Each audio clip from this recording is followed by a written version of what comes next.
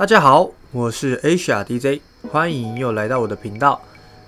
那在我上一支影片呢，我介绍使用 LCD 去截取网络上新冠肺炎的案例数、病例数的资料，然后呢显示在 LCD 上。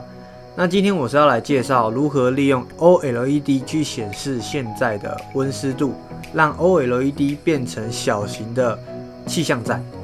上一支影片我有介绍到这一些 key 要如何去取得，那我这边再示范一次。首先，我们先找到我们要看的气象的网站，然后呢，取决于我们想要什么资讯。好，今天我要搜寻这个，我们台湾的桃园的天气，现在的温度是33度。这边我按右键选择检查，然后会看到这个区块被反白了，然后按下右键，选择 Copy， 选择这个。之后呢，到这个网站，如果网站觉得太小看不到，没关系，我会放在下方的资讯栏。好，到这个网站之后，这里要先登录。如果没有账号的话，要先办一个账号，它是免费的。好，然后这里选择 Apps， 选择最下面这个。点选进来后，选择新的这个名称可以自己取，我们这边取123测试的，然后呢，在这个地方贴上我们刚刚复制的这一串，还有这里网址的部分，就是贴上刚刚这个网站的网址，贴上之后按保存。之后就会出现这一段，我们只要复制，从这里开始复制，就可以产生出这一段。好，那我们要的资料就是现在的温度、日出、日落、湿度跟体感温度。这些资料我们可以在这个网站上面找到，就是我们现在的温度、体感温度，然后呢，这是日出、日落，然后呢，这个是现在的湿度。OLED 有一个比较特别的部分，就是它可以显示 icon 图示。那这个图示要显示在 OLED 上面，必须要将它转成为矩阵。我们 OLED 的部分长128，宽64像素，所以说我们的图片必须也要是128×64像素。那我们现在来介绍要怎么样将图片转换成 OLED 可以显示的格式。首先，我先将我的频道标志做示范。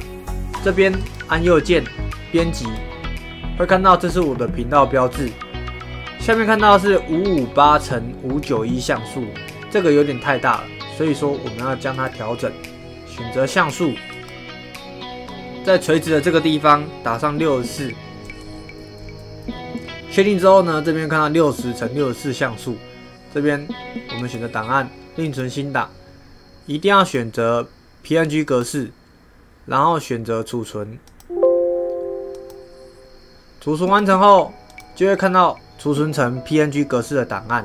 好，那我们要把它转成矩阵格式。我们到这个网站，如果觉得字太小，没关系，我会放在资讯栏。这里选择要上传的文件，然后选择刚刚的档案，按开启。这个地方选择转成 PBN 格式，选择转换。转换完成后按下载。下载完成后，会在这个档案看到我们选择开启，这就是我们要的矩阵格式。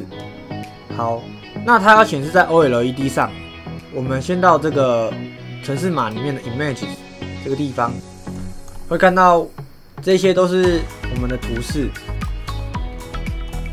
那我现在要显示一个 HRDJ 的图示，我的频道的图示，在这个地方我就新增。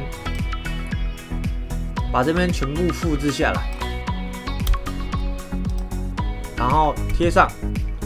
贴上完成后，这里要稍微做更改，把这一段复制起来。